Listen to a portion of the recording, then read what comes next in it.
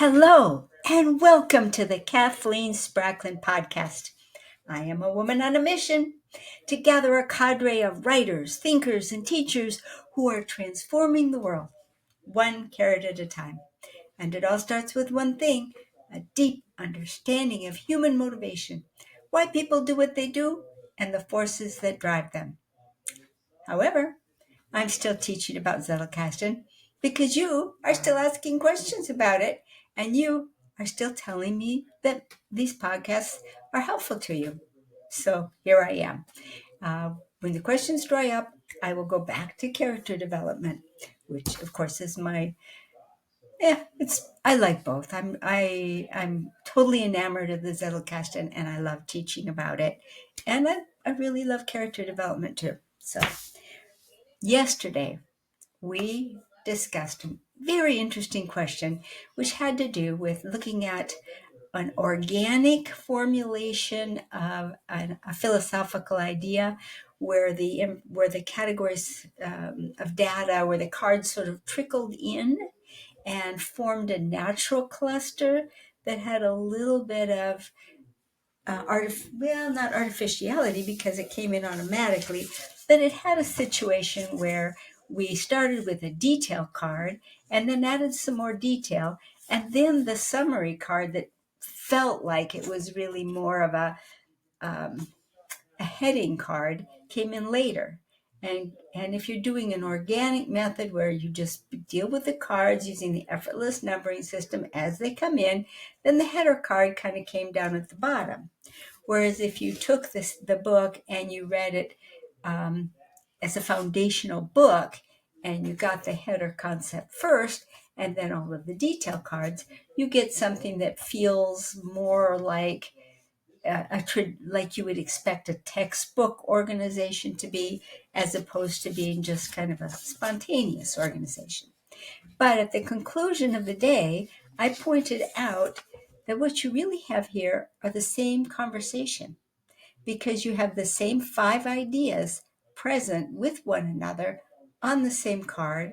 And my point was that if you're talking about conversing with your subconscious mind, your less verbal brain, that it doesn't organize things A, B, C, D anyway. And they will all be together because you've associated them together and you've thought about them together by being on the same card. And this one, to the less verbal, the less organized side of your brain, they're identical twins. There are no differences. So that was yesterday's point. But now what I want to bring in today is what happens then when you bring in another detail item after you've found that organizational detail. Where is the new piece of information going to go? And if we compare that to the top-down approach, like if you were reading a book foundationally, how do the two structures differ? And is that going to give you a meaningful difference? So there's no meaningful difference yet. What happens when the next card comes in? So we're going to switch over to the desktop so we can pursue that question. Okay, here's where we left off yesterday. 1D3 was the first card that we dealt with. Platonic forms make the basis of creation. It gathered underneath it all of these examples of different forms, the different terms that different authors use. Where you're going to call it a form, or you're going to call it an essence, a formal cause, a logoi. They're all basic universals. And now we brought in one card that kind of upset the apple cart. After we had 4 examples of universals, now here we come up with the term universals. And after a certain amount of debate, we ended up adding it to this conversation, 1D3, and it ended up down here.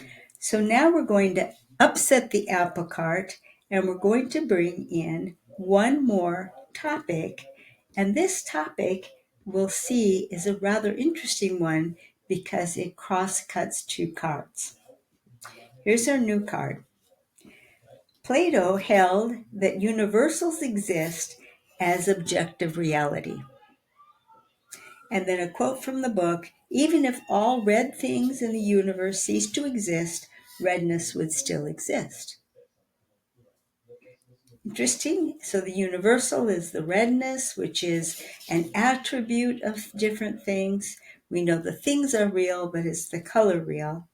And then I had two thoughts that went to that. The first thought I had was that, but is it true that redness would still exist, perhaps only because red things once existed and we remember redness?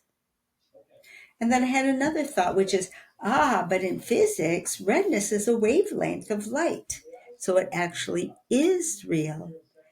But that one doesn't really seem like playing fair.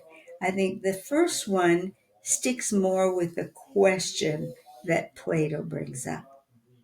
So then, when I want to remember this entire card, because this one's actually going into my Zettelkasten, I summarize it by saying my memory prompt phrase, the one that will bring all of the card back to me, is: does redness exist because it's one of Plato's universals? And that brings the whole thing to light for me. So now I need to place this card between these other cards, which are just pretend cards. This one's really in my system, but these others I was playing with. Who knows? Maybe they'll end up in my system after all. So the basic question that I have to ask is, because of the mention of Plato, do I want to put it under Platonic forms? Or the fact that it's talking about, the book I drew it from was talking about universals, Plato as a universal. Do I want to put it under universals? Are universals real? So after a little bit of debate, I decided that if this were my system, I would want it to follow "Are universals real?" Therefore, I made the decision that I would give this card the number 1D3D-1 and have it immediately follow "Are universals real?" However, I wouldn't stop there. I would also like to note that this card could equally validly and equally arguably have been given the number 1D3E. It could easily have been the next one in this series. And so what I want to remember, that this card could is just as easily have been the child of this card. So to do that, I put a link in the directory of this card. Okay, in the directory card for 1D3, I make a note that this card, 1D3D-1, could just as easily have been a child of 1D3. So it belongs on the directory card for 1D3. Does redness exist because it's one of Plato's universals? And equally much, where the card is actually going to be filed, it's actually going to be filed after card 1D3D. Okay, so we've looked at a couple of different structures that arise in one way if we took a top-down approach, and in the other way if we just let the data drift in.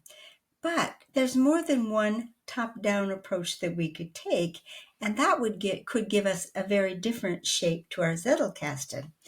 Now, if we took a book like this, which is a general book on philosophy, and it covers all different concepts, final causes, causality, and including this one, Are Universals Real?, which provided me with a summary card that I brought in.